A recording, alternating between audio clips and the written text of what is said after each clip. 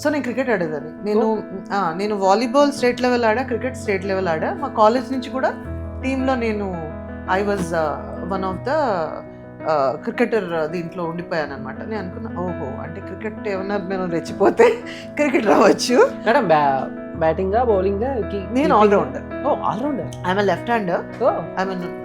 అంటే అప్పట్లో గూగ్లీ అనేవాళ్ళు మా సార్ బౌలింగ్. ఇది కూడా మీకు news.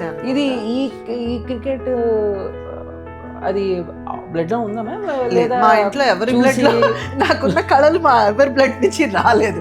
Because my father was a highly well read and highly educated man and my mom is a home maker. ఆవిడకి అసలు ప్రపంచం తెలియదు.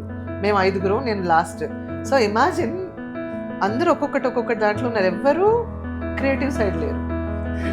మా అక్క కొడుకు ఇప్పుడు వాడు he's not a cricketer but unfortunately వాడు అవ్వలేదు. వాడికి చిన్న హార్ట్లో హోల్తో పుట్టాడని ఆపేశారు.